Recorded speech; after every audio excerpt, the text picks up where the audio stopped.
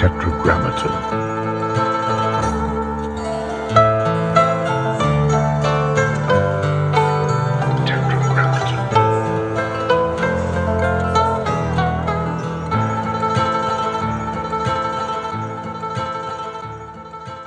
I almost always know how it ends. Like you're saying, you're going to Alaska. It could be any which way you get there, but this is our destination. Mm-hmm. So I don't outline in any traditional way, but I'll jot some stuff down and then I'll write scenes. So to me, it's always set pieces and scenes. And I don't write in order. So this new book, I wrote a scene. The first thing I wrote is now, I guess, in page 100, I think. Mm-hmm. And it was a scene I wrote because I wanted to write it, and then I knew generally where it would fit, but it becomes a patchwork that you stitch together later. Mm-hmm. I've never been able to write linearly, and I find it really boring to do that. And also, if you're stuck with something, you're just stuck. You're stuck right there. Whereas you could just go just around that barrier, keep going. You know, you got to fix something here, but just keep going. But I do know a few writers, older writers, that write straight all the way through. And that's where I think you get this idea of writer's block and the person pacing around the room and throwing crumpled up pieces of paper into the corner. I think it's because they've structured their work in such a way that they can't go around the obstacle. It is harder in the end to stitch everything together because, Do you ever change the order? Yeah, for sure. Especially when it's like memories, flashbacks, that kind of thing. Those could occur anywhere. This new book is the first one, I think, that's structured sort of strictly linearly, where it starts when the characters are 8 and 9, and then it ends when they're 74. And it's like so to me, that was not the kind of book I read when I was young and experimenting. It has a little bit more of a traditional structure. And so I was really used to be pretty much more interested in the form than I was the story. I never read mysteries because I didn't care who did what to who. Now I really love them. But at the time I was like, I don't know. We know this didn't happen. Why do I care? But so I was always interested in like, well, how are we breaking the form? How are we reinventing what happens on the page? And that was what I was interested in. And that's what a lot of what McSweeney's did. We always welcomed formal experimentation, even if it failed. Like the problem with that and conceptual art or anything is that much of it, in retrospect, it doesn't age well. But in the moment, you're like, oh, that's interesting. That's something new. And then you look back on it and something has superseded it, and now it looks a little embarrassing. But we did a lot of that. And only, just in the last 15 years or so, I'm much more interested in and invested in just the storytelling and and just going as deep as I possibly can into the characters. And especially in this case where it's 2 that are just like entwined for 70 years. But it's a really different place where I am now from where I started. I think you get a little simpler sometimes with some of that as you get older. Are the characters you write rooted in people you know? On a purely like living in the world level, you can't, if you base something on someone in your life and they know it, then it makes it very awkward interactions with your friend or your neighbor, your colleague or your relative. So you get to the point where you're so determined to go far afield of anyone you know so that nobody is confused. And if anything, you borrow, or I do, borrow a few things from my own life. Like I went to art school for a little bit and this guy went to art school. So you borrow 1 or 2 things that you might know about, but all the other secondary and tertiary characters, and down to their names, you get to the point where 1,000 people in real life. You can't use any of their names even. You run out of names. So these 2 are Cricket and Olympia, 2 names I've never known anyone in real life. But it becomes a challenge because you do want to be able to just move through the world and not have anyone mistakenly think that they're in your book. Has anyone mistakenly thought they were in your book? Yeah, for sure. And it's always the person that you never had a moment's thought about.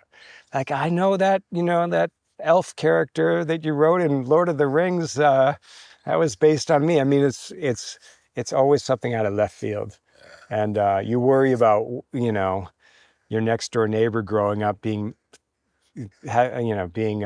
misunderstanding something. And it's always like, your cousin Ted, who is sure that the whole book about the cowboy in New Mexico in the 18th century is about him. It's really strange, but it hasn't happened in a while. I think you get a little bit better every year at making sure that there's nothing remotely close. But I would think that it would, knowing that can happen, Yeah. that would free you up the other way to just use anything you want. Well, for sure. That's how most novelists work. And, most novelists will, for a given character, it's an amalgam of 50 people. Mm-hmm. So they'll borrow a note that they just saw at the beach about how somebody walks. Mm-hmm. They'll map that onto the way that their uncle dresses, and then they'll map that onto the speech pattern of their college professor. And so not any one person is a majority of that character, but drawing from life for these bits is key. Because if you make it all up out of whole cloth, you end up in a far less naturalistic or believable Starts world. feeling more like AI. Right. Thank you. That's actually what it would be like. It's just like milk toast, like nothing specific. Everything's sort of borrowed and generalized. So when I taught writing to high schoolers for a lot of years, the first thing we would do is they'd come in, this is in the Mission District of San Francisco, I'd say, pair up with somebody and go out and interview anybody on the street, the most interesting person and the person you're least likely to talk to otherwise. And then you're going to write a story that has aspects of that person in it. And they would come back just like aglow because they'd never had a reason to talk to some stranger in a bookstore or a cafe. And, and then they would write something far better than whatever they would just imagine because they're using specific details of actual humans, how they look, what they talk, and also their contradictions. So there was a street busker that used to play all the time on Valencia Street, and leather and studs everywhere and boots and turns out he was a Republican and lived with his mom and like all these things that they found out in minutes from this guy. I was like, that's the contradictions of actual humans, but you got to talk to them and you have to observe because they're far more complex than generally what we're going to come up with from scratch, especially if you're 16 and you've only met 9 people in your life, So,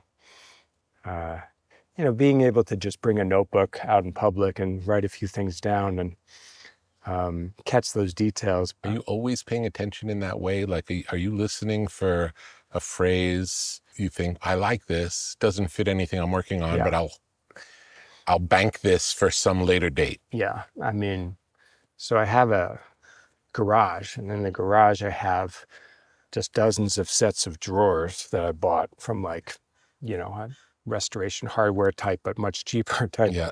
And each has a piece of paper, strip of tape that says what that is, details, conversations, or ideas for this book that might never come to be.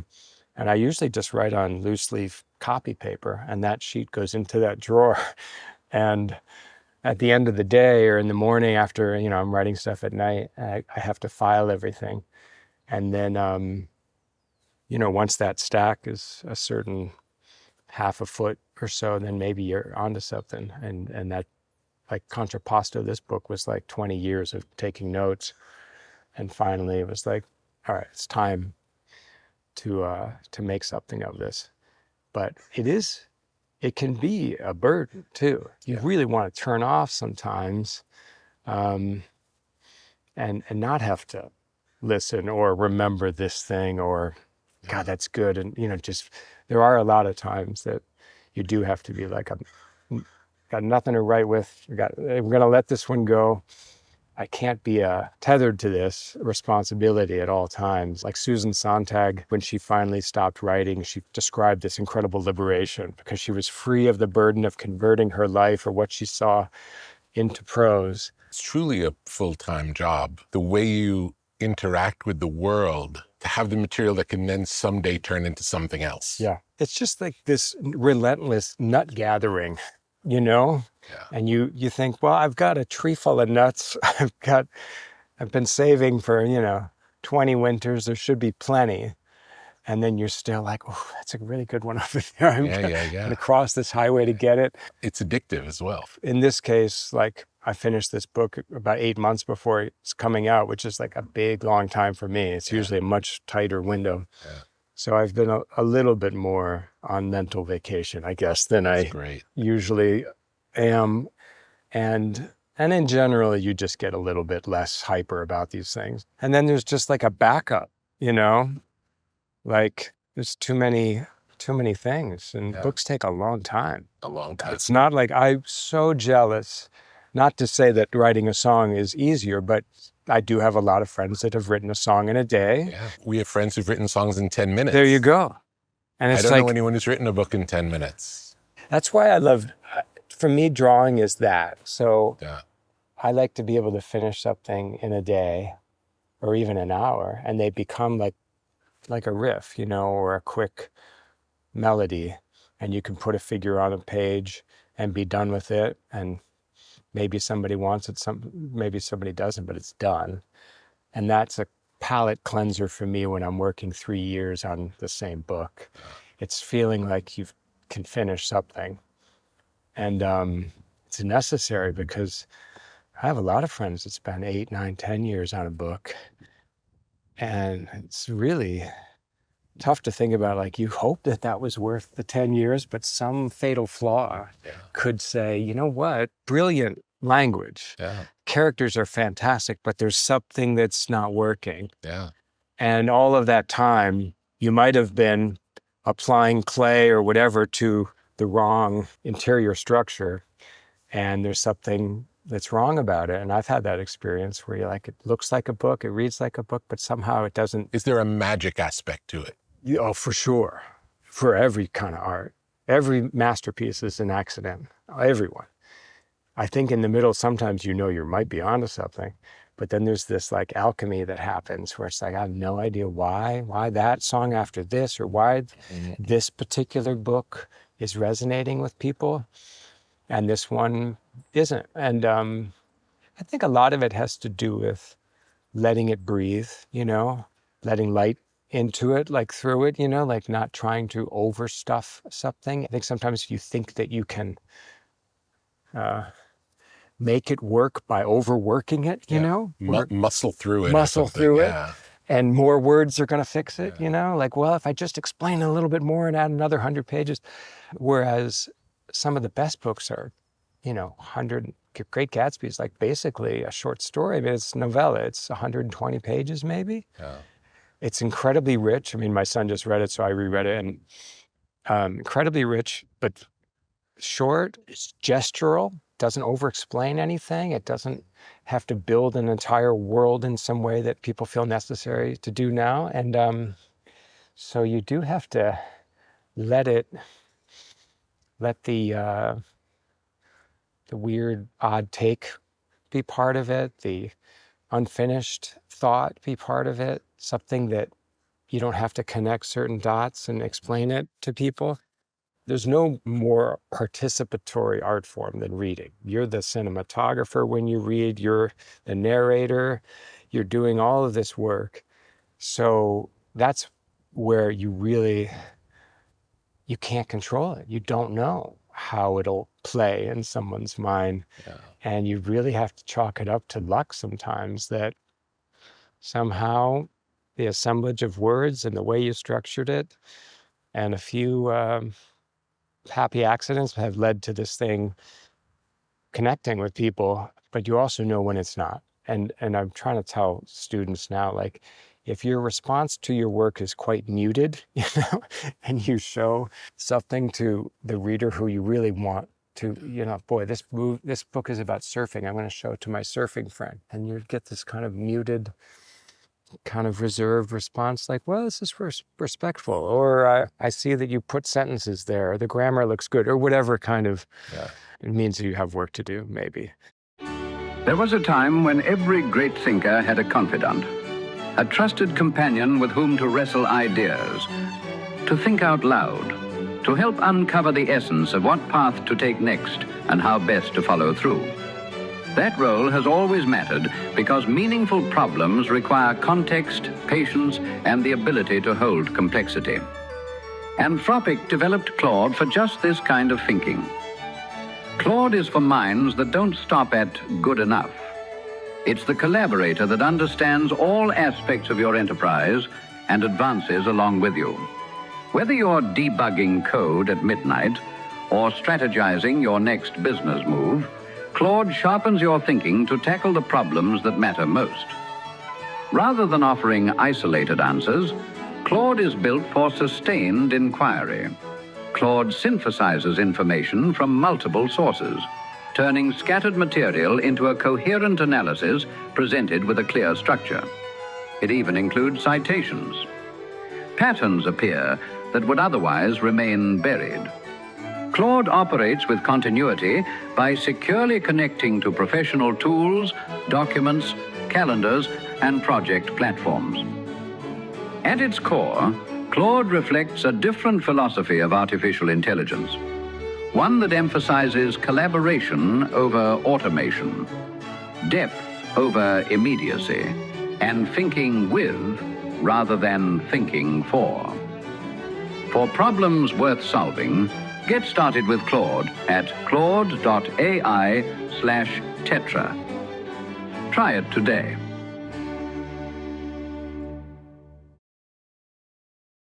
How do you know if an idea is going to be a book or a short story? Or do you know that before you start? Well, before I start, I do.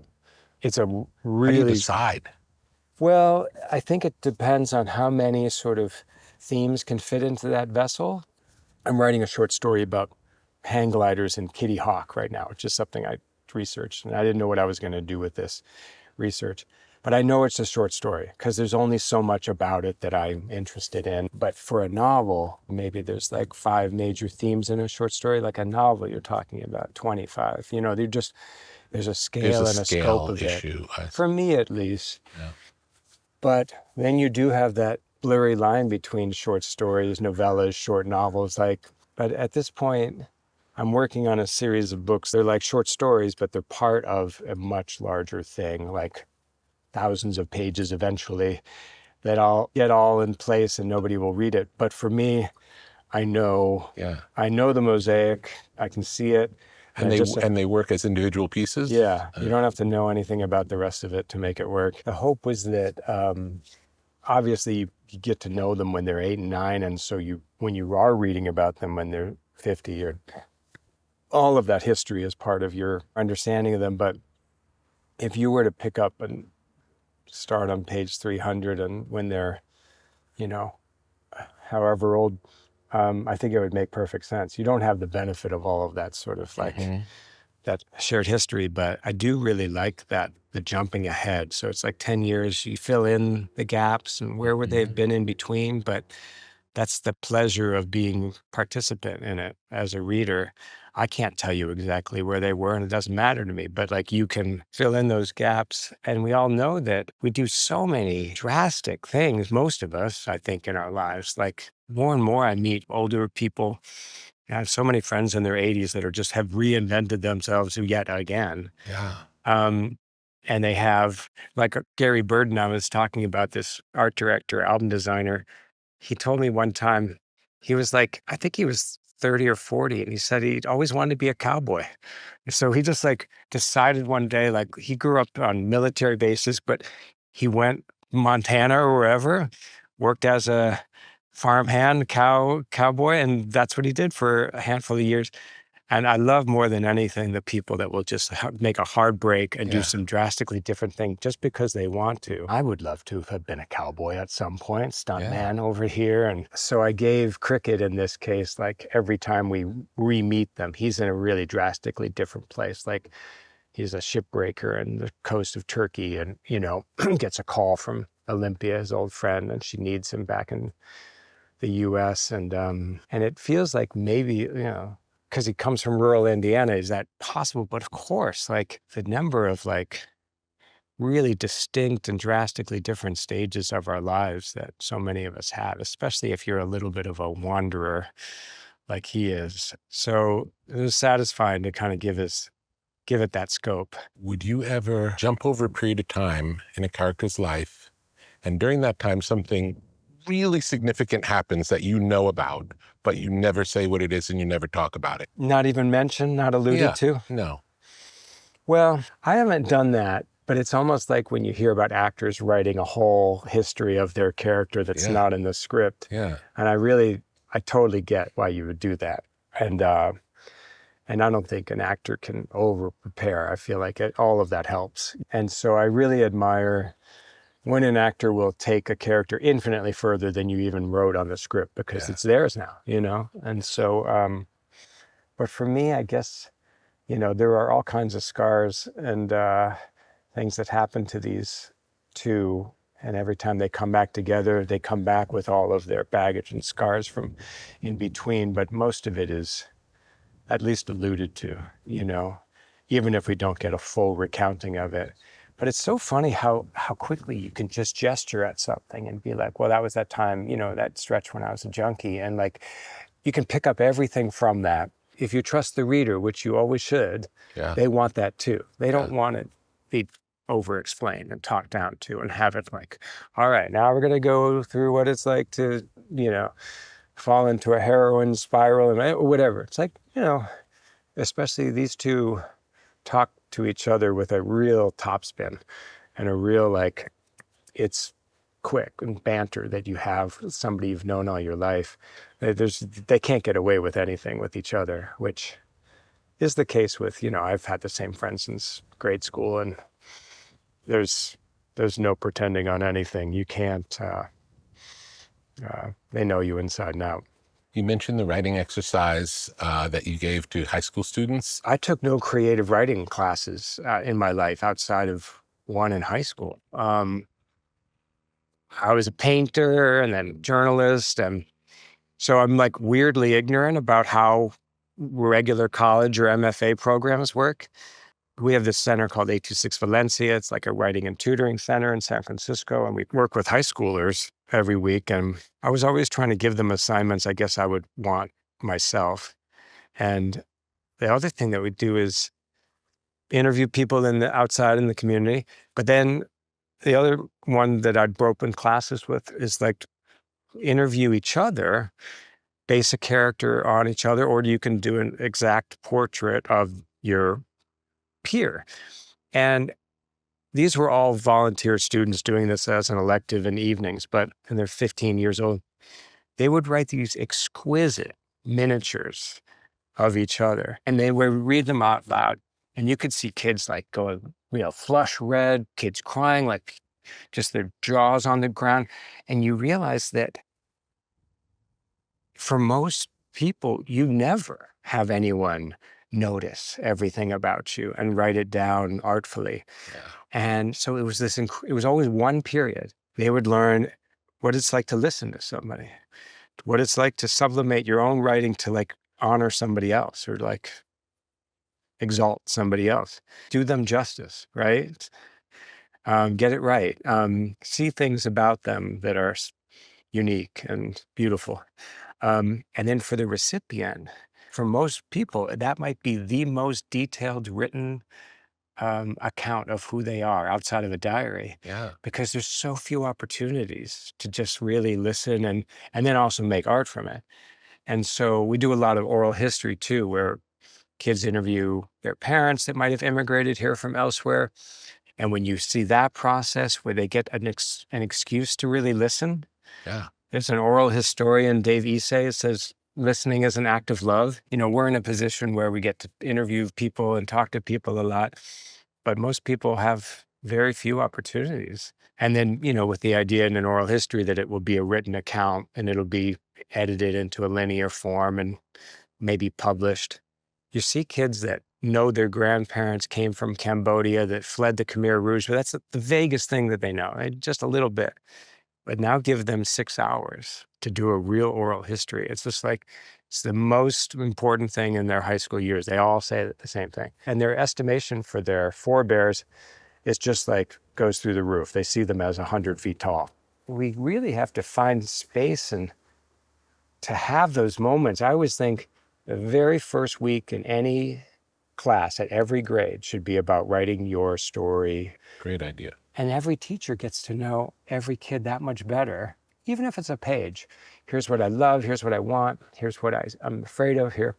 And there's a calm that comes over kids when they've written their truth out and they get it, just like, if you're angsty at the middle of the night, you write it down, it goes away.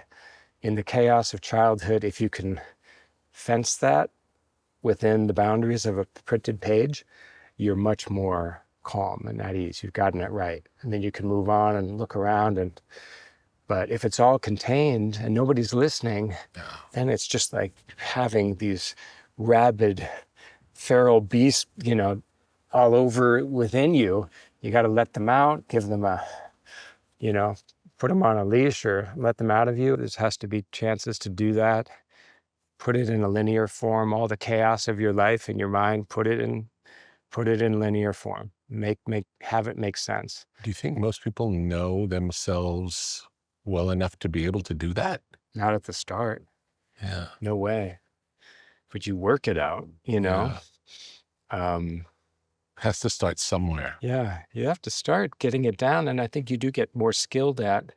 I've taught a lot of memoir writing to older, to adults. And most of what people write is not for a mass audience or any audience. It's for them. I don't want to say the cliche that it's therapeutic, but it is. It's like what you get down on the page half the time is as good as 100 therapy sessions with a professional. Well, it's a cliche for a reason, I because mean, it's true. Yeah, you understand things. And some cases, like writing an angry letter that you keep in your drawer, nobody has to see it, but it does need to get out. And if you don't take it that next step and make art from it, then, that's a whole different set of issues. I had an ancestor named T.S. Hawkins who went across the plains from Missouri to founded the town of Hollister and wrote a book called Some Recollections of a Busy Life. And he published 200 copies just for family. And all of us that are descended from him have a copy.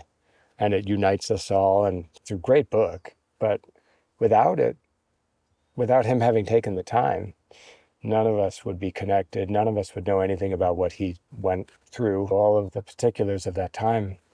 But I think for your descendants, for your family, for your own good, everybody should get it down, even if it's 10 pages, just put something down and get it right, or in what you consider to be right. Tell me the story of McSweeney's from the beginning. Where did the idea originate? Well, McSweeney's, I came up in the indie magazine world, and that's where I would get all the free CDs, which was like one of the points of having a magazine is you get everything sent to you for free. Every album that ever came out came through us, and we reviewed some of them and kept the rest, and then I still have them all. We all went broke doing that. That was a magazine called Might. Never made a dime, but M-I-T-E? M-I-G-H-T, the Rolling Stone of Gen X. That was our hope. Didn't happen. We went broke. But we all got jobs for the first time in our lives in our late 20s. We all were offered real jobs at real magazines. And I took one in New York, and very corporate, had to wear certain clothes, had to be there certain hours, all these things I'd never done before. And I realized I was not meant to.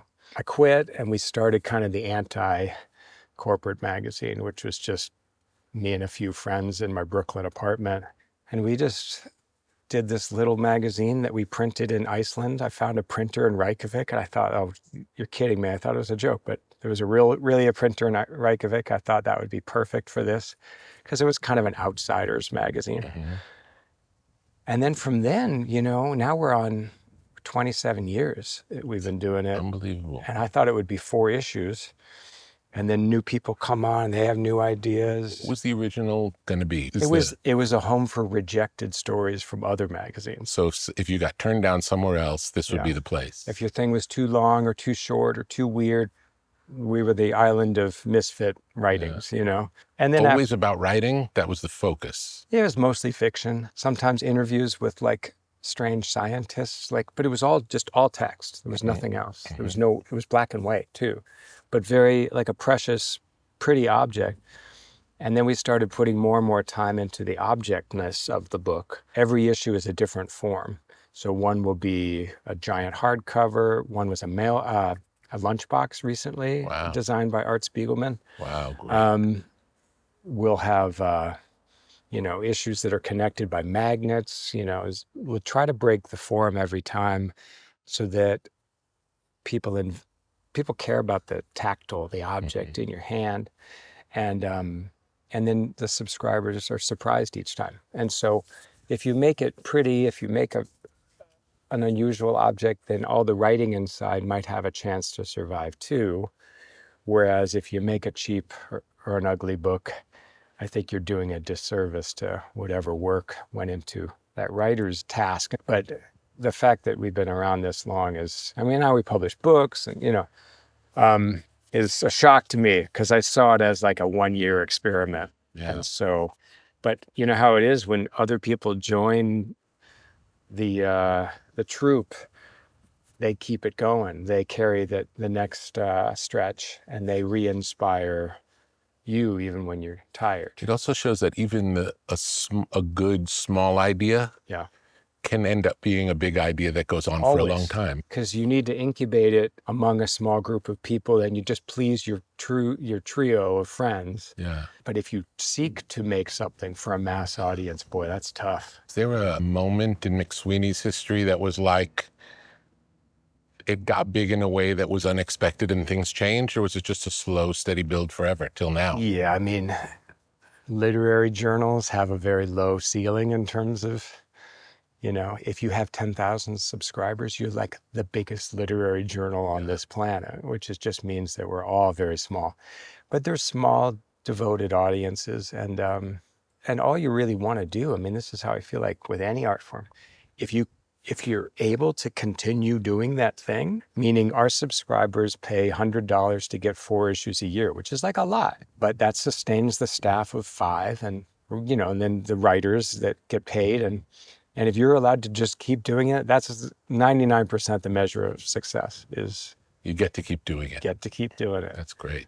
And same thing with writing books. If somebody's willing to kill a bunch of trees to put out your book, say, we'll do the next one too, that's like the greatest gift you could ever have. And that sense that they'll be with you even if you write a book about a wayward Catholic priest and the next one is a sci-fi, octopus mystery. If they're going to give you a long leash, which I think pretty much is the way of things in publishing, it's a very lucky business because there just was never going to be anyone that tells you what to do or how to do it. Yeah. They might say no, but for the most part, that no one has any of that sort of nudgy input. There's no managers. There's nobody in between you and whatever you do. When the lights go down, the body gets to work. Sleep is not passive time. It's an active biological state, one in which the brain clears metabolic waste, the nervous system resets, and the body begins repair at a cellular level. During sleep, muscles recover. Hormones that regulate growth, metabolism, and stress are released. Memory is consolidated. Immune activity increases. After years of research and development, AG1 has formulated AGZ, a nighttime drink designed to support the body during this essential nightly window.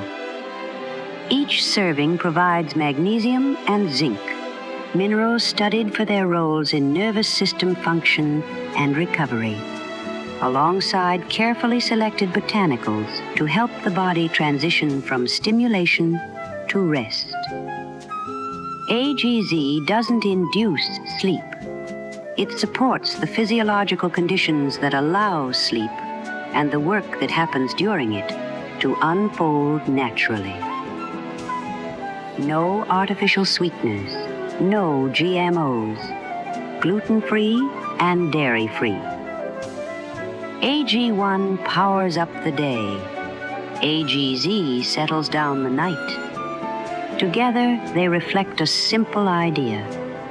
Health isn't built in one moment. It's built over a full 24-hour cycle. Learn more at drinkag1.com/tetra. Try it tonight. Tell me about working with an editor. What's that experience like? I had a book called The Eyes and the Impossible, which is an all-ages book a couple of years ago. And it was with an editor named Taylor Norman, who I'd known before. But there's a certain point where they recognize something in it. And you know this as a producer. You're hearing something. And if that artist, or in my case, starts to doubt it, you have to be like, no, do not touch this.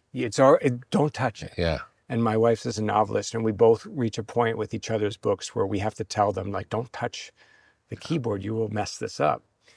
And Taylor was that kind of editor where she saw what I was trying to do, made everything that I was trying to do better. And then she also saved me from some mistakes, like taking out this whole one thread. It's like taking out like the one song that isn't working and is messing up the song cycle. She took out this thread and made it better. It cut, 15 pages or so from the book. At a certain point, I stopped rereading it myself. Mm-hmm. And I just completely gave myself over to her vision of it. It was pretty far along. And then that person, even after it's published, that person is still your champion. Mm-hmm. You know Jamie Bing, he's my publisher now in the UK. And he is that platonic ideal of the publisher that's more excited than you are about whatever you've written. Yeah. And so he takes that baton. You're finished. He takes it and starts telling the world about it. And that's a really lucky place to be, where you have an affirmation from that person that you're done, that it's right, that it's good. And then he's the one that can go spread the gospel. And when Taylor suggested taking out that 15-page thread, what was your first instinct when you heard that idea? No way. This is essential.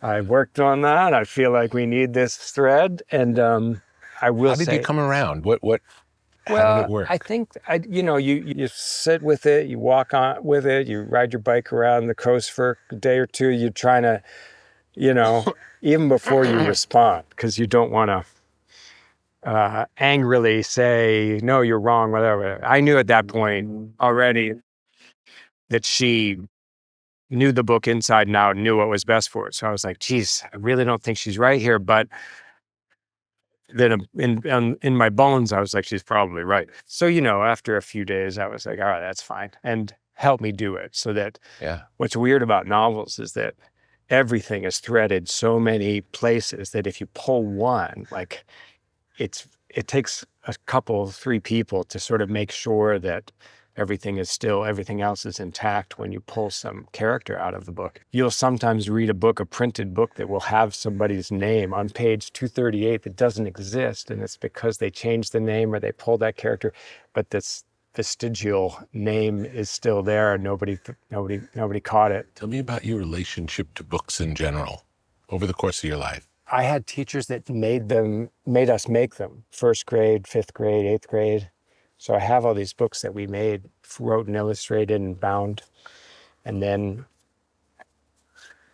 got into desktop publishing when the Mac was new and stuff. So that made me a publisher, was the ability, because I didn't know math. I couldn't do computers in any other way, but the Mac was for people like us that weren't engineers. And I fell in love with just the whole process of translating, assembling a bunch of stories, laying them out, using desktop publishing.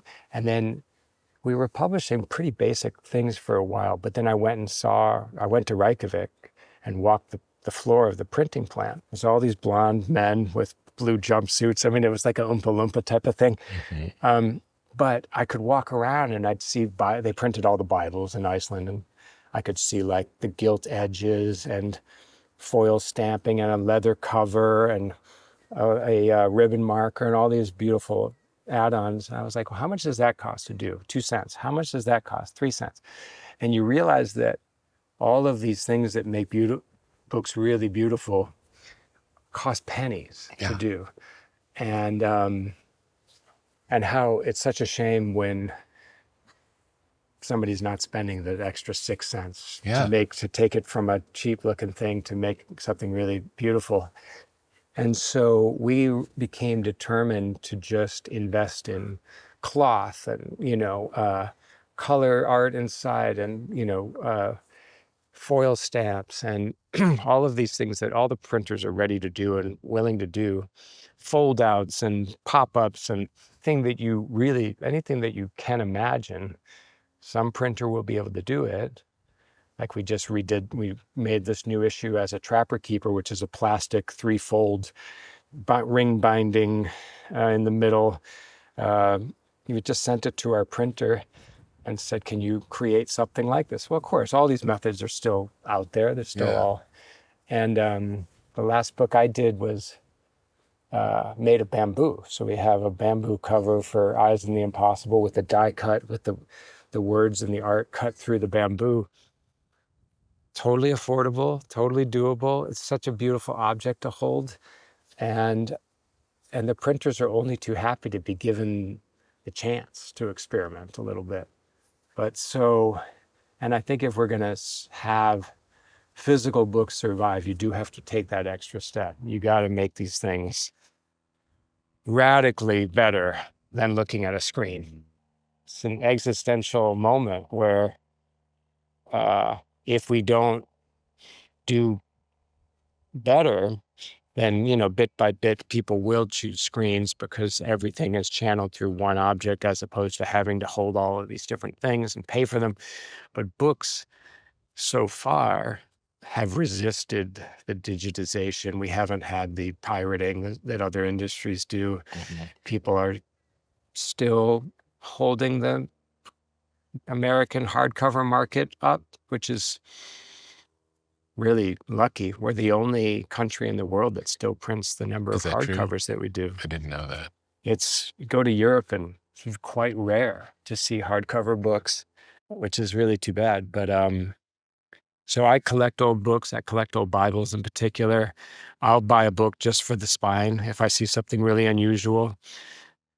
Anytime I see any kind of really clever book craft, or like a parallelogram shaped book or a book with a Z-shaped spine or anything that took handwork, which really means that somebody by hand is doing that. I always buy these things, and then we'll bring them into McSweeney's, and the art director, whose name is Sunra Thompson, we'll look at it together and see how we could apply it to something with McSweeney's. And then usually these things, they might percolate for a year or two, and then finally we find the right format.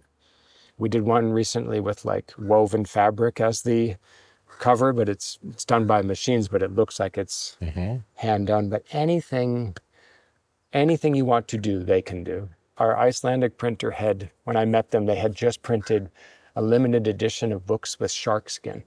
Like actual sharks that had washed up on the shores of Iceland. Amazing. They wrapped them around hardcovers. They smell terrible, but you can do it. What was the first book you published at McSweeney's? It was Jonathan Lethem, called This Shape We're In. And he was a very well-established novelist at that point, but it was a weird book that he gave to us because he was always supporting us. And so we published this, and then after that, Lydia Davis is, Samuel Johnson is Indignant. And Lydia was like a hero to all of us. And we said we could bring her to a new audience. Yeah. And so she went along with us for the ride. And I found all those old proofs just the other day. Like I got to design her cover, and it was a David Byrne photograph that we used for her cover.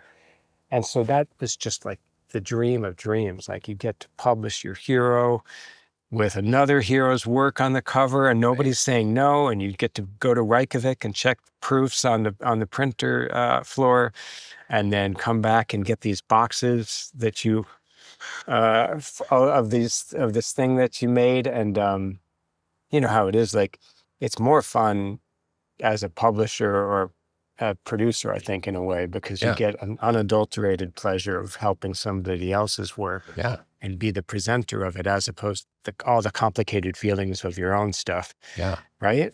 Oh, absolutely. Yeah. Absolutely. And we get to do it more often. Yeah. It's like you can't write as many books as you can publish. Right.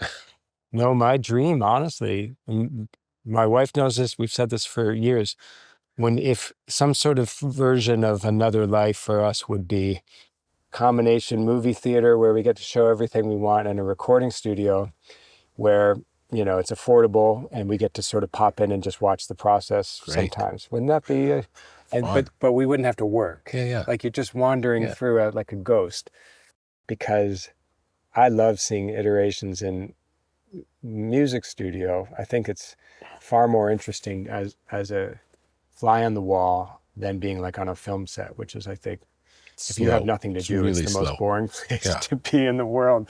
If you don't have a job. But I think being in a music studio, things move a lot faster, I think. Yeah, miracles happen every day in the music studio. Yeah. And you see things go from really mediocre to really great, and you don't know how or why. Yeah. It's not like anyone had any good idea. Just something happens and it changes, and all of a sudden it's good. I was a big Elvis Costello fan, and I remembered when he came back with King of America, and they did some live tracks on that, like his original, The Attractions did a few songs, and they were live, and I was like, one of the first times I was really aware of like the difference between what does this band sound live in the studio, and as opposed to separate tracks and all that. But where do your musical tastes tend to run? So when we were kids, we spent all of our summers listening to the Beastie Boys and Run DMC when they came out. We had all the videotapes too. We had everything. And then, but then there was this parallel track of like English New Wave, like Elvis Costello and Echo and the Bunnymen, who I saw last week. And, oh, great. How were they? They're great. Yeah. They sound great. Great. It was the worst crowd I've ever seen in any concert in my life. No one moved. Wow. It was like there was some kind of fog over everybody that had paralyzed them, and I felt like it was like a prank. There was 3,000 people without not even moving of the head, and I realized that they only knew a few songs, I think. I see. And it was like Lips Like Sugar came out, and then they were interested, and it was too bad. But they sounded great, and Ian McCulloch sounded great. And then I got into everything. So like, your album with Johnny Cash came to our magazine when we were all young magazine writers. And that was like a reawakening to country music for me, and an entry point. And then, but, I try to follow as much as I can. I wrote about music for Spin. I had a column for a while. Really? It was called, And Now for a Less Informed Opinion. Yeah. Because I didn't pretend to know anything outside of what I liked. Yeah. So I get to write about Kings of Leon before they came out, and Joanna Newsom. And Great. I felt like I was, that's that great place where you get to hear a record 3 months before it comes out and maybe tell a few people about it. But I did that only for like a year. I couldn't meet the deadline. So now I get to just be just a fan. Just a fan. Like I don't want to have to work at all, for sure, when I listen to music. Do you listen to more old music or new music? Well, I still have every record and CD I ever had, and I write on a boat. I have a little boat under the Golden Gate Bridge. It's like a sailboat. So I go down and I have all my CDs. How many people could fit on this boat? 3 outside, 1 inside. Mm-hmm. So it just fits me in the underneath. And I have a little boombox, crappy sound, but it's all I could fit there. And every CD I had from college on is there. And so that ends up being a lot of older music. And then I buy dollar CDs, people that I like. If I see a Mary Wells CD it's $1 here, or I can experiment.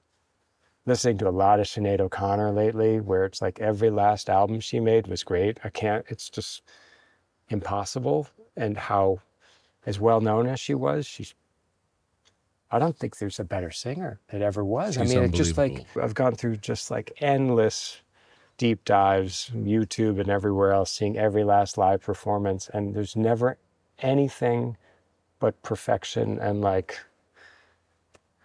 it's an otherworldly sound to her.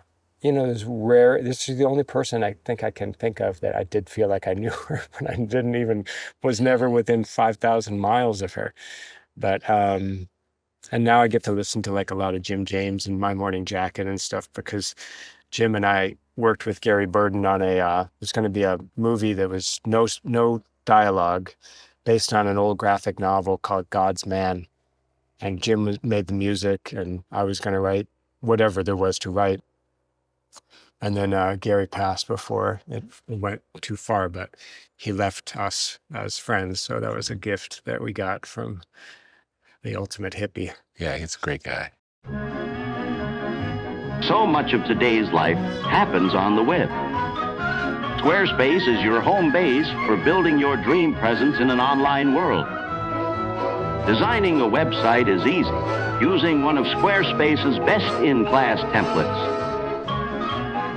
With the built-in style kit, you can change fonts, imagery, margins, and menus, so your design will be perfectly tailored to your needs. Discover unbreakable creativity with Fluid Engine, a highly intuitive drag-and-drop editor. No coding or technical experience is required. Understand your site's performance with in-depth website analytics tools. Squarespace has everything you need to succeed online.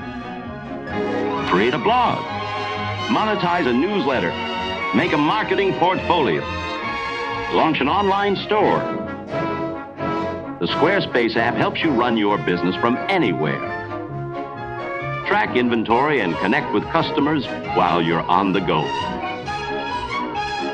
Whether you're just starting out or already managing a successful brand, Squarespace makes it easy to create and customize a beautiful website. Visit squarespace.com/Tetra and get started today. When you're reading books, do you write in books? Do you fold down pages? Do you do any of those things? Everything.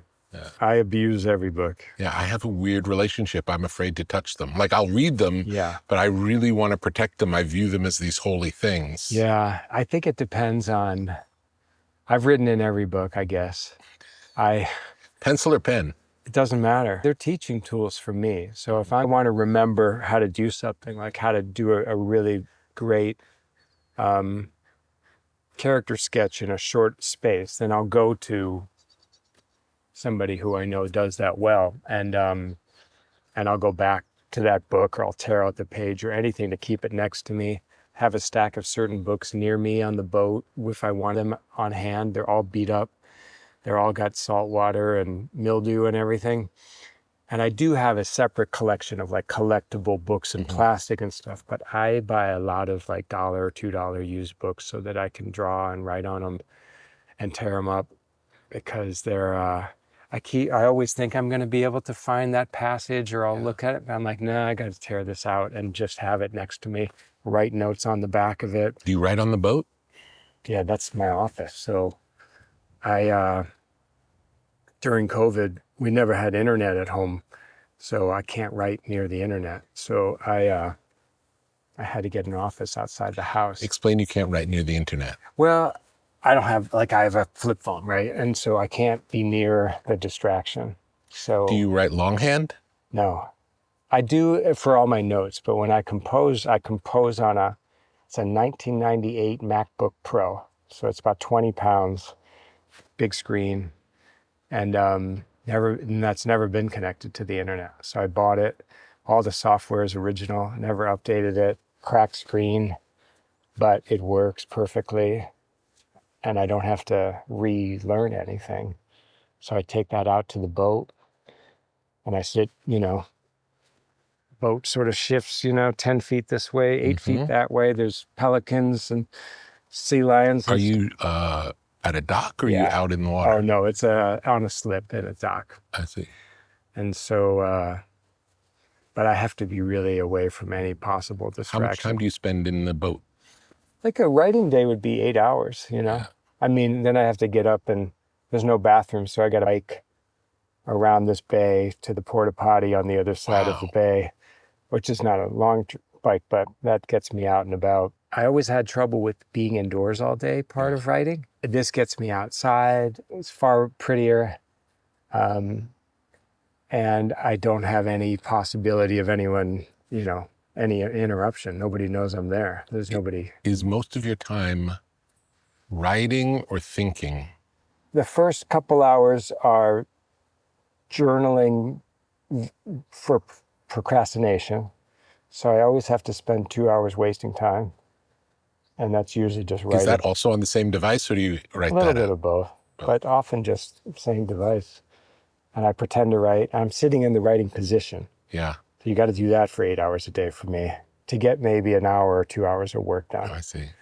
So I waste a lot of time.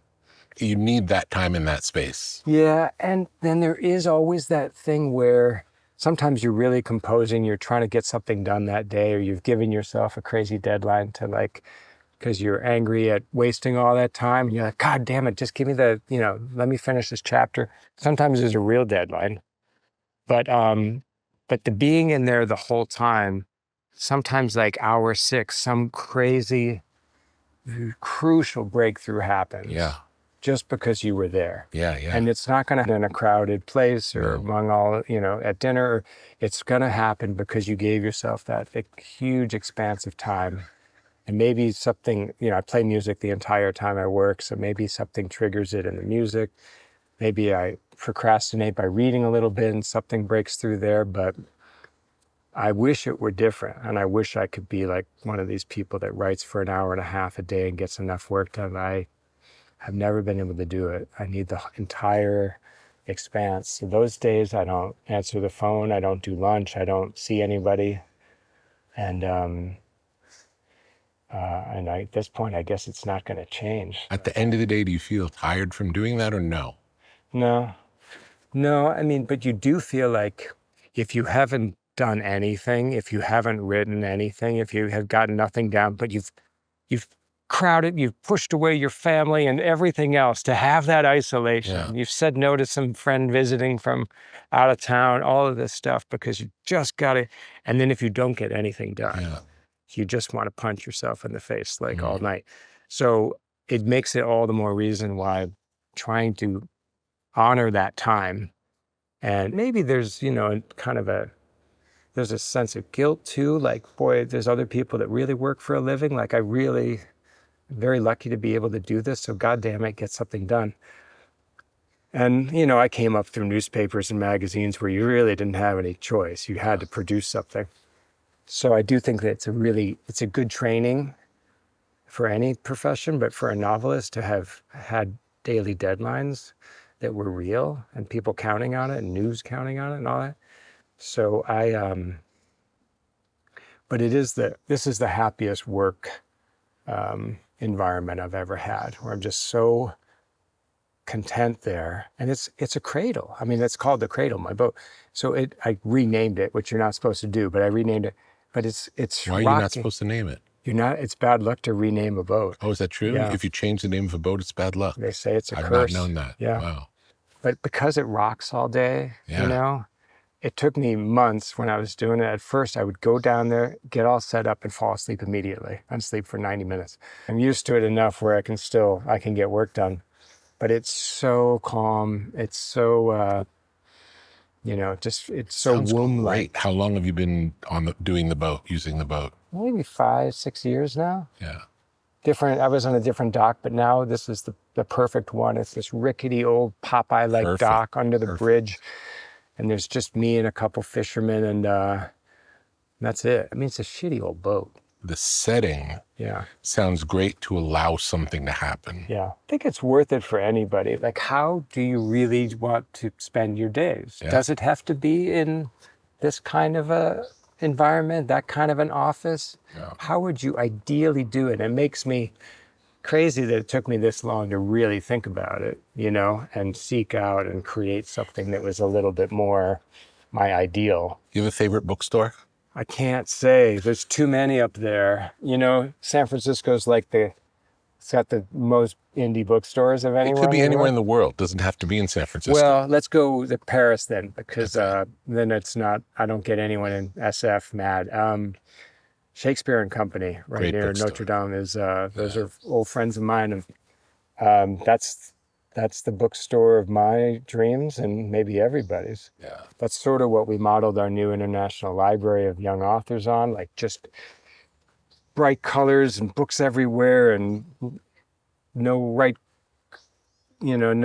hard edges and old wood and Persian rugs and cats and, all of that stuff. I really don't love the new wave of library design and stuff where it all looks like an airport, it's all like spare. There's only screens. You see a few books somewhere in the distance and then this vast expanse of sort of airport. Looks like an Apple store. Like an Apple store. Yeah. Everything has to converge with tech. Yeah. The things that are apart from tech need to stay apart. And I think there's always this mistake where libraries feel like, okay, we got to be relevant. We have to look like an Apple store. And it's like, no, that's actually not why we go to the library. We go because we want something really different. And we want it to be screen-free, or most of it. We want it to be quiet. We want it to be weird. We want it to smell like paper and glue and leather. And instead, all the new library designs have this airport look. And they hide the books in the basement, and it's so sad. But and what I love is that kids really want the tactile. Yeah. They want soft edges and pillows and fabric and, velvet and wood and typewriters. We have all these typewriters. Yeah. It's the first thing they all gravitate to the typewriters. Right. This presumption, though, that, kids love screens, so we're going to give them more screens. Such a strange impulse. Yeah. To channel everything through this one narrow portal as opposed to saying painting will be painting, books will be books, tech is fine over here. We don't all have to merge with or be subservient to the tech overlord. We can exist separately over here. And I hope things are sort of trending the other way now that they realize the catastrophe of kids writing with AI and realizing just how bad that is. But you ever been to the Strand in New York? Of course, a lot of times. So I spent a lot of time in the Strand. Maybe that's the ultimate one in New York, probably. I go to a lot of sort of the ones attached to libraries. The Friends of this library will have a bookstore. Yeah. That's my favorite because those are vast and really cheap and really, so because I thought libraries were tracking what you checked out, I was mistaken about this for a while during my privacy anti-tech era. So I stopped checking out books. I would go to the used bookstore adjacent so I could buy the books instead and do whatever I wanted to them. I'm not a good library patron because I abuse the books. I lose them. I don't bring them back. It's just like a weird genetic flaw. So I realized I'm not good for you. I'm going to save you from me. I'm just going to buy the books instead. And then I'll go through them and then I end up donating them back a year later. How's your relationship to magazines different than your relationship to books? I grew up as a magazine kid more than anything else. And I remember being 15 when I subscribed to the Village Voice out of Chicago suburbs. I know I was the only subscriber in my town. And that was just like access to a world I otherwise would never know. And then when Spin started, I subscribed to Spin and Rolling Stone. And I thought it was very cool. Like I was, I had a track where I was going to be a music writer. That was what I loved to do and get to see free shows. And I did it all through college and got to see all these bands in small venues when they were coming up. But these days, most of my favorite magazines, they don't exist or they're shadows of, there's a handful that are holding tight, but but I will say, like, we do have in our workshops, we have zine making classes now. So we have a whole section where it's like staples, glue, paper. Every week, every Friday, there's a zine making class. Dozens of kids, all ages. Zines are sort of completely having a rebirth among these kids that have too much digital stuff. They don't want to do blogs. They don't want to, some of them, I guess, do TikToks, but like if you offer a zine class, it's so exotic to them. I think that these things sort of like vinyl have a chance of coming back, especially if you just make space for it, you know? Give them the paper, give them the staplers, have a copier. You won't be disappointed. Do you have any rituals before you write? So I wake up, I read for about an hour and a half. What might you read? Almost always books by dead people. Mm-hmm. It's just more calming for me, an old book. And usually something really off topic, like the history of shipwrecks on the Pacific coast. Like that's my favorite recent book. Mm-hmm. And then after that, if I feel really ready, then I go down to the boat and put on, there's an album by Sinead O'Connor that's like Irish standards. That's my first record always. I have to listen to the whole thing. Mm-hmm. And then, and write, journal or whatever, procrastinate. And then I'm usually ready to pretend to try to get something done. And that's as much of a ritual as I've had. I've never been too much of a ritual person, but when I discovered reading in the morning, and I would recommend this to anybody, I would fall asleep at night, like reading it late at night, at about 10 minutes and I'd be asleep. But in the morning, I'm sharp, coffee's coming on, 3 cups of coffee, an hour and a half of reading, and you just feel like the most Zen person alive, you know? And I wish I'd discovered that 30 years ago. I would have read a lot more. It puts me in the exact right frame of mind. And without it, in the last few weeks, I had an internet connection. It's a long story, but I usually don't. But I've had one in the morning and I get online right away. It's been a fucking disaster. Yeah. Just wretched. I'm a totally different person, wasting time, stupid forums about nothing that matters.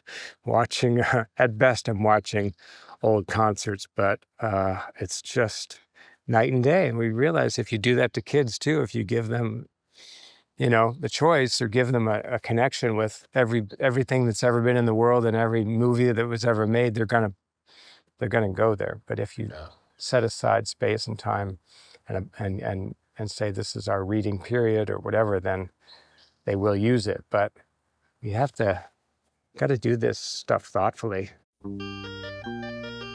In a world of artificial highs and harsh stimulants, there is something different, something clean, something precise. Athletic nicotine. Not the primitive products found behind convenience store counters. Not the aggressive buzz that leaves you jittery, but a careful calibration of clean energy and focused clarity. Athletic nicotine. The lowest dose tobacco-free nicotine available. Made entirely in the USA. No artificial sweetener, just pure, purposeful elevation. Athletic nicotine is a performance nootropic. Athletic nicotine is a tool for shifting mindsets. Athletic nicotine is a partner in pursuit of excellence. Slow release, low dose, gradual lift, sustained energy, soft landing, inspired results. Athletic nicotine, more focus, less static. Athletic nicotine, more clarity, less noise. Athletic nicotine, more accuracy, less anxiety.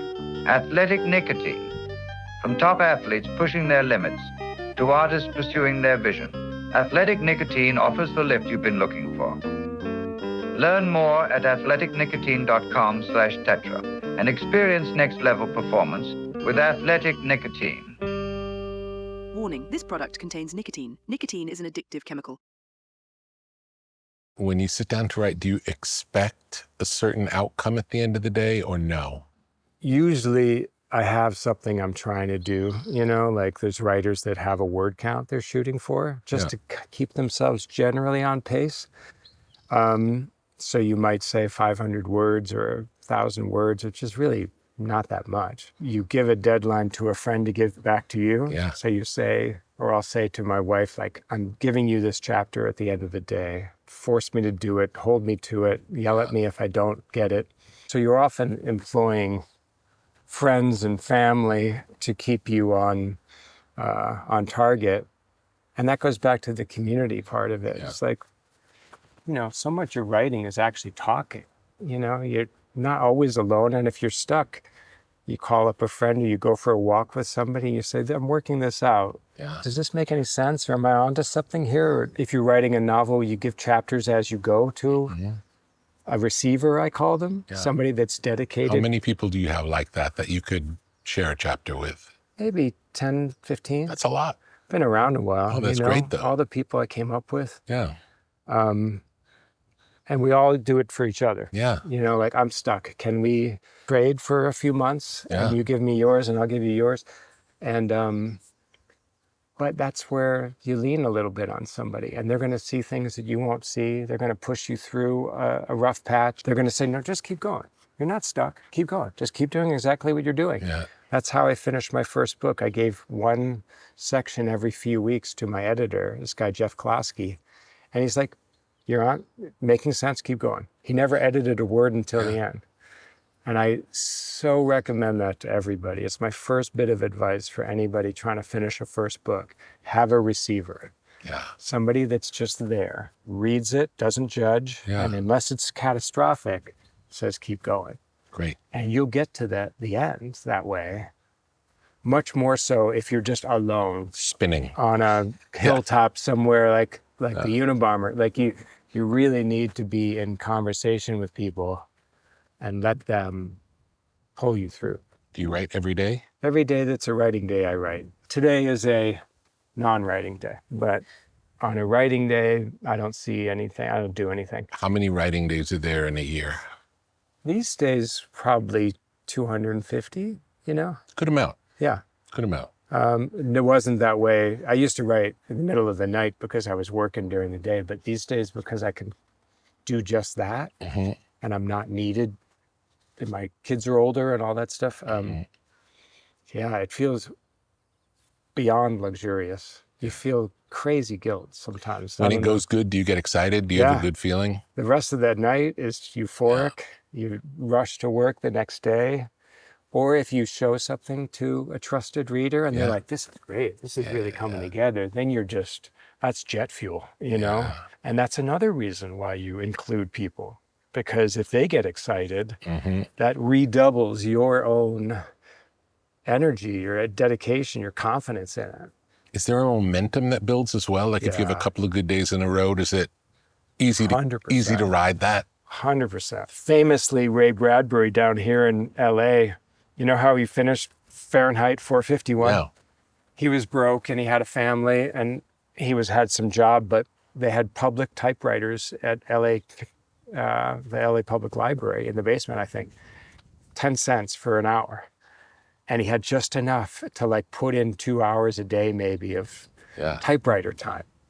And because he was on the clock and he was broke, he wrote that thing in 2 weeks, Wow. And the momentum, and that's why you read it, it's like a really furious, passionate book, but some of that is driven by that, the urgency of the limitations of this typewriter. But some of the books that we love the most were written in short spans of time because you're capturing a real moment and there's even a fury of energy that you get that you don't necessarily get if you can get it, but it's a lot harder if you spend 7 years on something because to capture the lightness that comes and that sort of the coherence that comes from art made in the crucible of a short amount of time and even a mad kind of period of your life. Sometimes the best art is made as opposed to, they say, write drunk, edit sober. Have you ever heard that? Yes. And so true. And you have to be able to go on these wild flights and then recognize that you need to leave that alone. Fix the grammar, but let it be. And because what really connects with people, I think, more than anything, are those flights of just untamed stream of consciousness or passion and the stuff that's most risky and most embarrassing and the stuff that you or maybe a timid editor would say you really shouldn't put that on paper. That's the best stuff. That's the stuff you have to leave. Yeah. Do you only work on one thing at a time? Oh no, always many things. Really? Yeah. Until the end. When I'm on the finishing stage, then it's the one thing. I'm taking notes on many things every day. Like I'll see a bird, I'll be like, well, that I was writing a picture book about a bird like that. I just had an idea that'll go in the bird. But then once you're getting to the very end, the last 6 months or so, then it's pretty much just the one. Is there some part of the craft of writing that you had trouble with that you feel like you're getting better at? Knowing if it'll make any sense at all, you know? Maybe the first 5, 6 books, you have no idea that it'll cohere. Yeah. There's no lesson, there's no structure that you can count on. It's not like a verse, chorus, you know, it's every novel is wildly different from every other one, especially when nonfiction. It's really unpredictable whether you have something or not, or you can make something compelling out of something that happens, some moment in time. So, but now, having been through it, you know, 12 novels or whatever I'm at, you get to a point of, it's not a mastery, but you're closer to knowing the path, you know, before you start. But then again, to make a really interesting book, you're starting over. You're doing something drastically new. I have to be interested in the form of like something new, something that I haven't done before. So I'm working on something now that has a really different structure than anything I've done before, and it could be terrible. But I know better that I could finish it no matter what. I don't know if it'll be any good, but I at a certain point, you know how to finish almost anything, let's say. How much of your first draft will end up in the final book? The raw material is all there, most of it, but you've ideally fixed every sentence, you know? Really? My first drafts are very rough. Are they longer? You know, a really good writer, your final draft is shorter than your first, right? Because you've distilled. Yeah. You ever hear that phrase, like, I didn't have enough time to make this shorter? And it's like, if you're doing your job well, you are cutting out the fat. You're making it lean. I did just finish a book for all ages where I cut 100 pages in 3 weeks. And it was so much better. Yeah. And it was a gift to the poor reader that was going to have to slog through this overlong book. And but other people were ready to sign off on it. And I read it late in the game, and I was like, it's undisciplined. And you know how no one teaches you that. Yeah.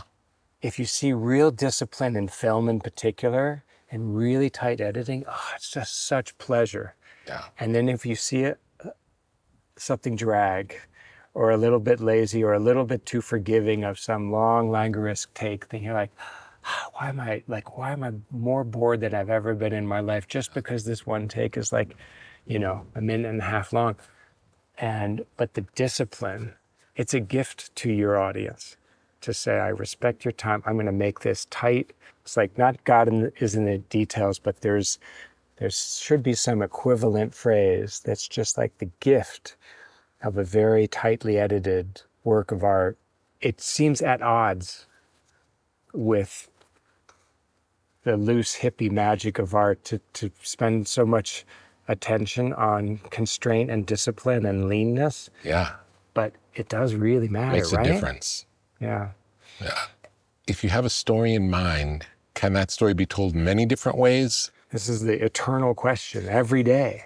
Honest to God, let's talk about like this. I went to Kitty Hawk. I love flight. I love experimental flight. I do a lot of different like weird stuff.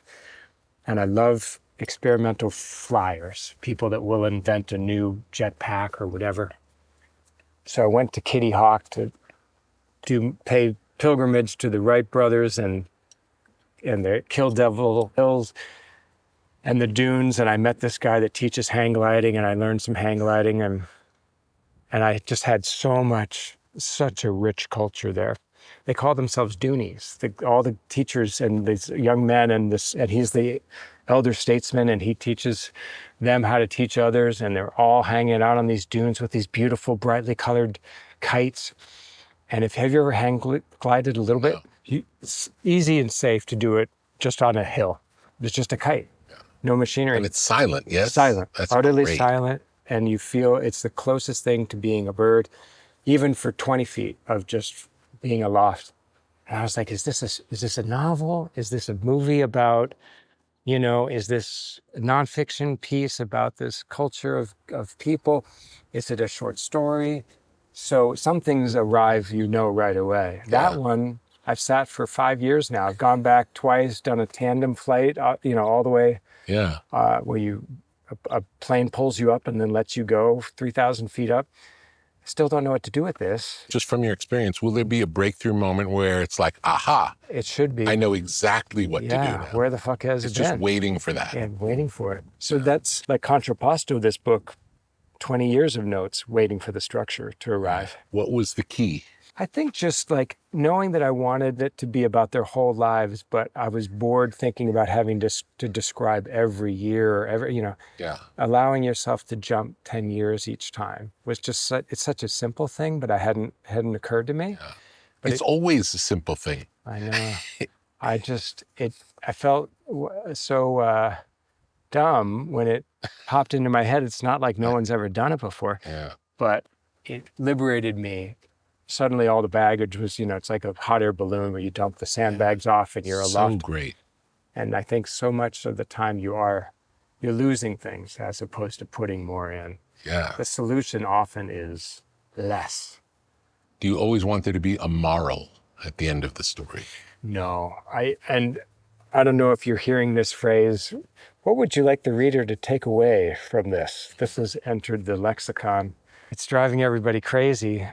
Because, that was that Hemingway quote where he says, if you want to send a message, use a telegram or use a service.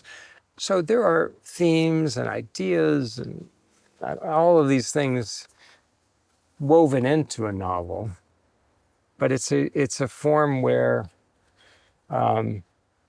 these things come and go in the flow of a vast, meandering river that you're traveling down, and you don't get out of the river and say, oh, I know, I should always be barefoot now. But these days, there is a little bit more that's been sort of entering into what do you want readers to take away? It's just like, it's everywhere now, especially with picture books. I write books for kids too. And Maurice Sendak was a guy that Spike and I used to work with, and he was so adamant about that books should not have morals, and for kids too, even though he did some that had kind of some messages, but it's a different form. I don't think that a moral and a work of art are sort of like can coexist. When you're sitting in the boat, do you feel like you're making it, or do you feel like you're finding it? Well, I would say they're both everyday occurrences. You definitely know sometimes I have to flesh out this character. I'm doing this today no matter what. Yeah. And in doing that, you realize like, oh, they had this stepfather that they used to live with, and he was in the Merchant Marine. And this thing just like pops into the page all of a sudden. I know the characters in this new book that I had not planned on at all.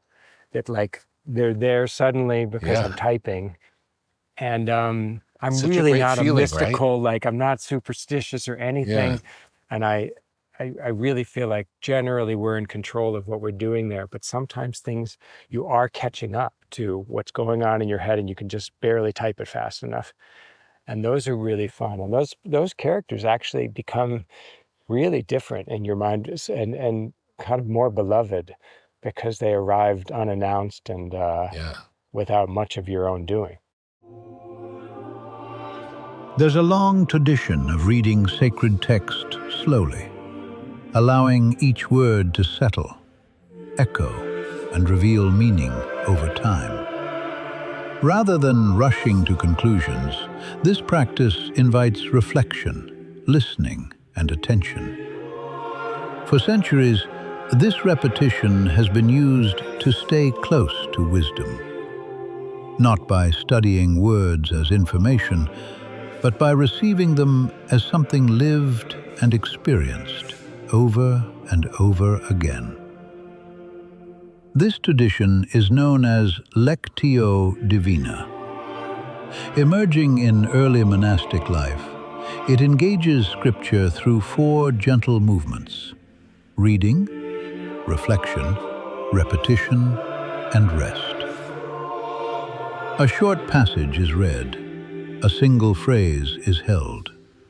Silence becomes part of the practice, creating space for insight to surface naturally.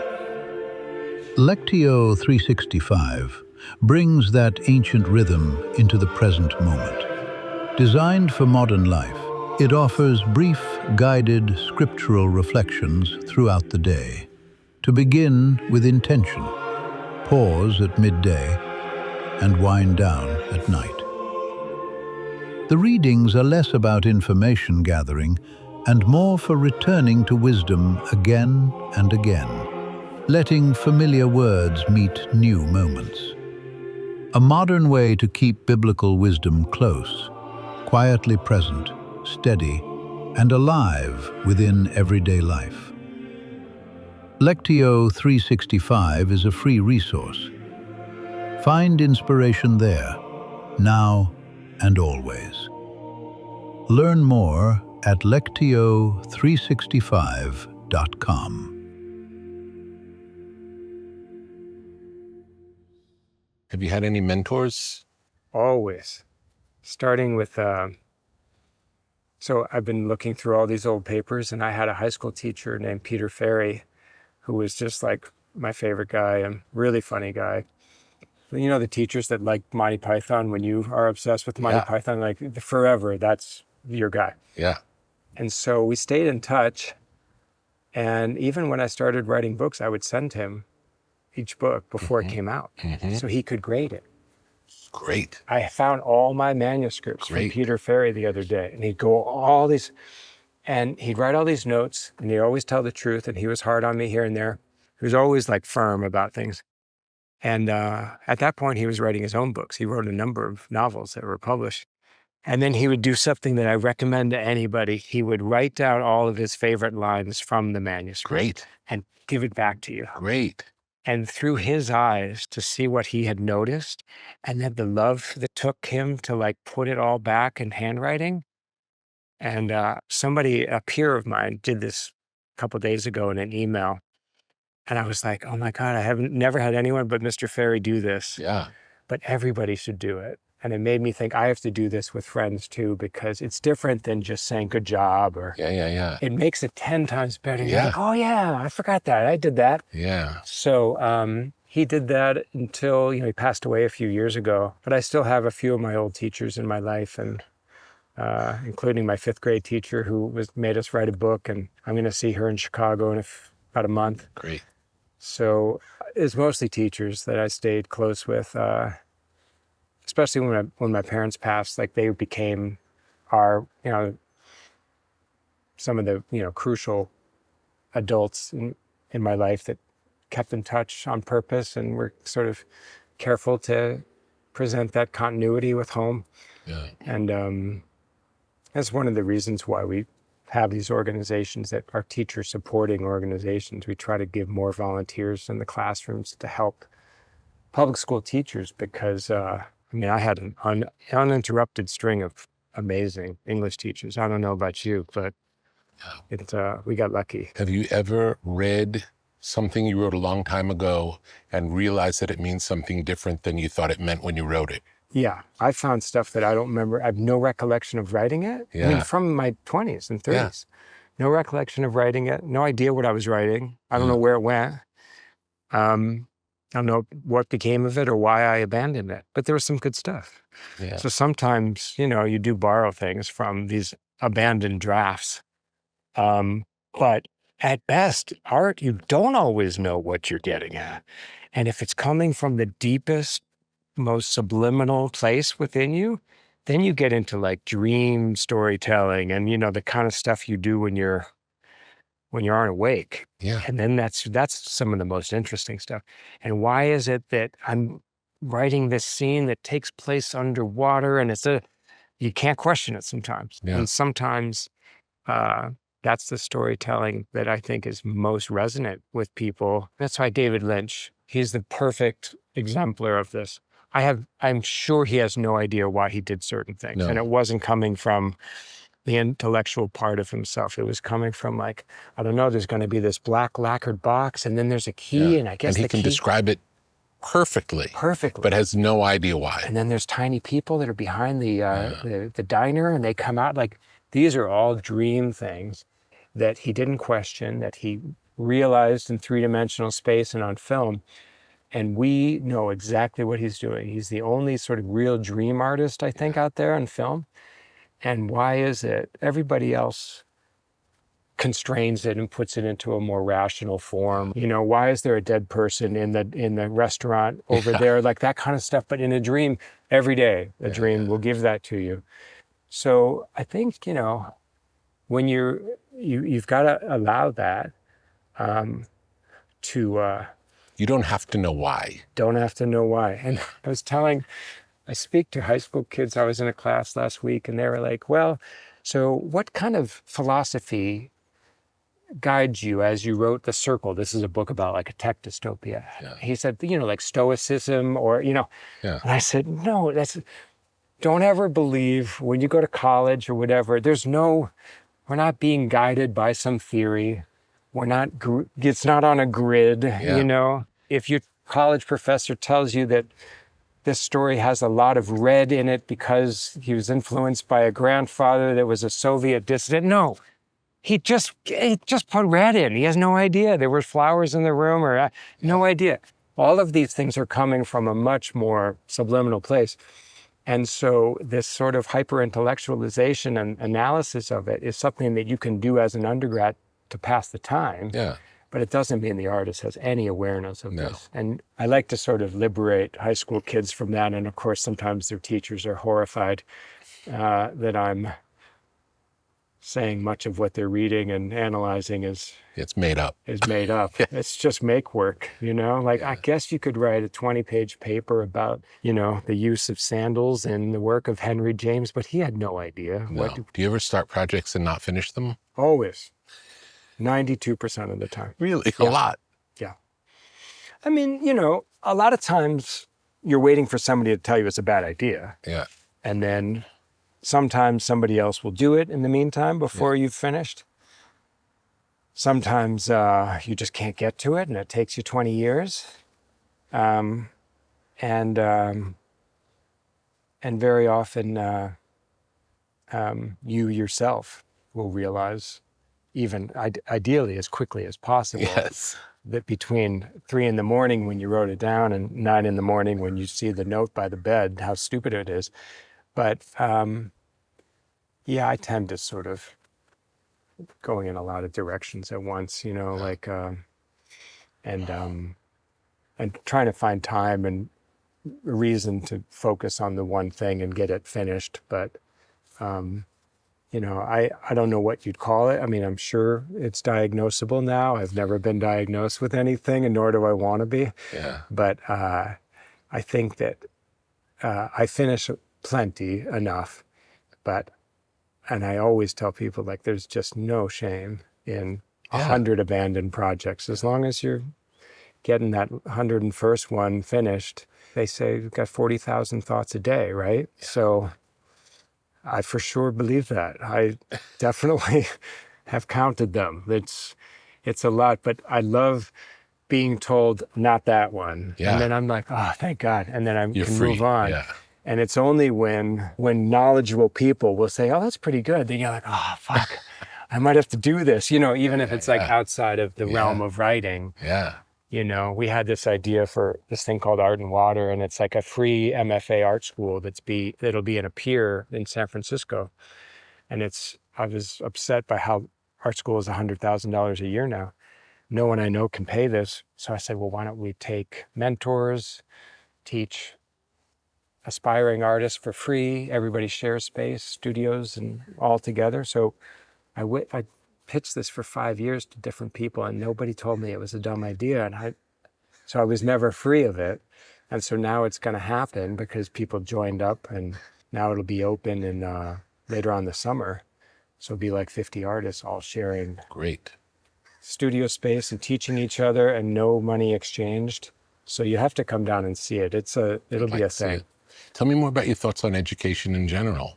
Well, this has been the sphere we've been in with our nonprofit since 2002. I went to public schools all the way through college, so I think schools should be free, and I think that teachers should be better paid. Those are the two main things. It could be under a tree.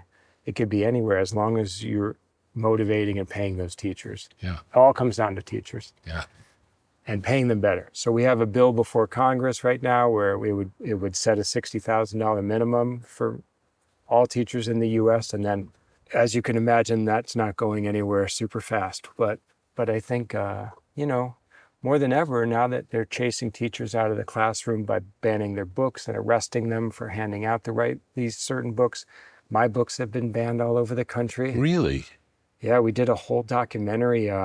Matt Stone funded it, actually. It was directed by Arthur Bradford, called To Be Destroyed.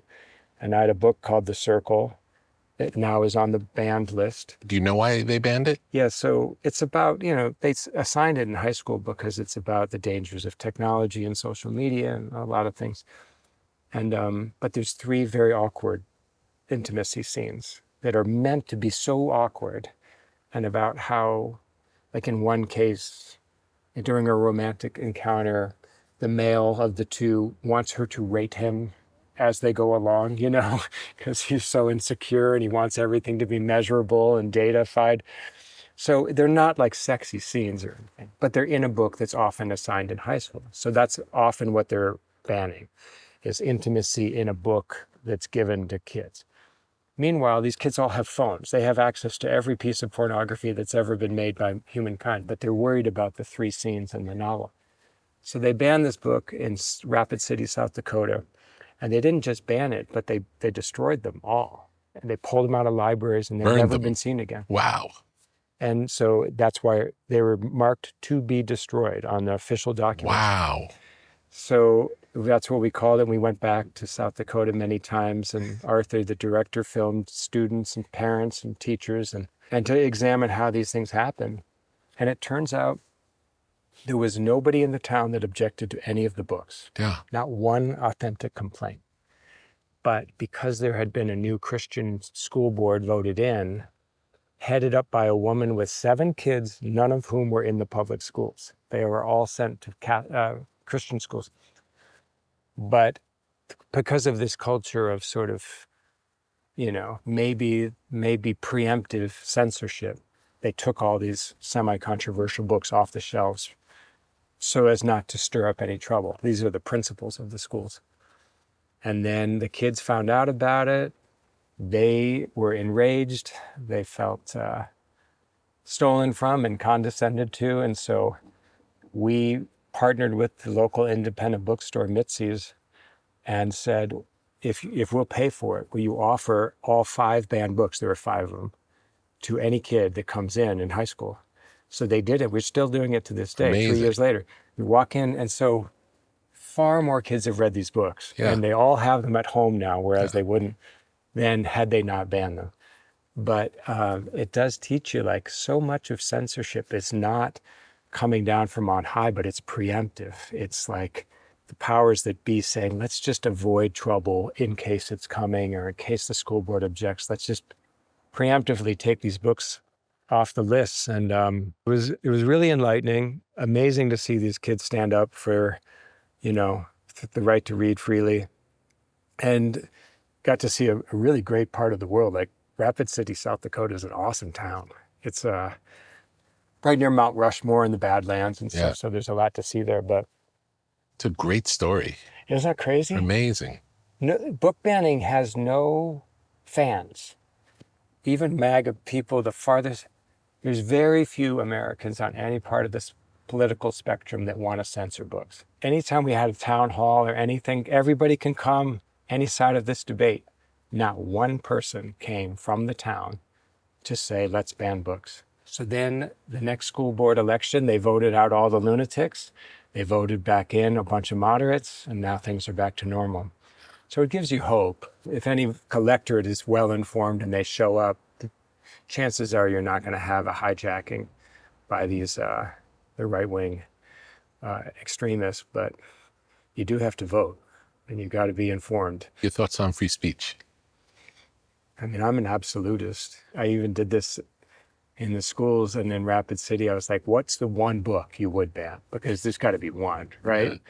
And I always want some kid to say Mein Kampf, like that's one that doesn't belong. They know the trick. Because if everybody has a right to ban one book, and it sounds good in theory, like, well, just one book out of 200,000. Well, that library is empty very quickly. So we're at the point where there's more banned books than in any time in history, and it's doubling every year.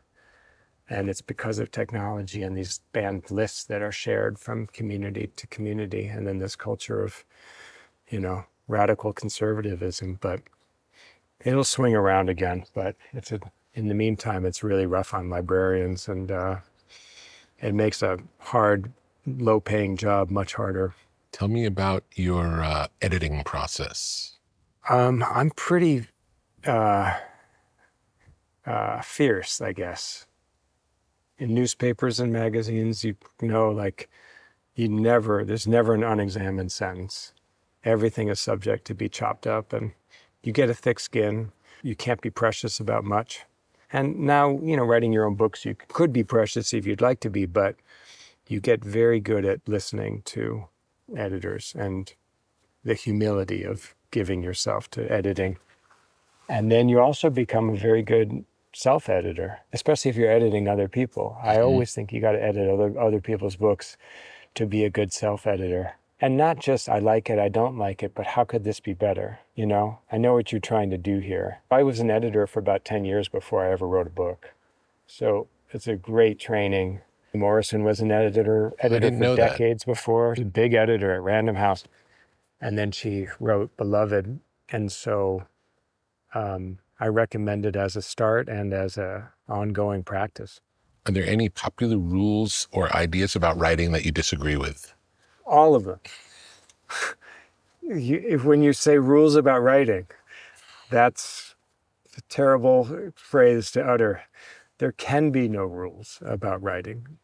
And this is how we discourage generations of young people from writing, is when we say, here's your 5 paragraphs, here's your this, here's your opening this, and then have fun writing, be inspired. We're just gonna like hold you to like box you in everywhere you can possibly imagine.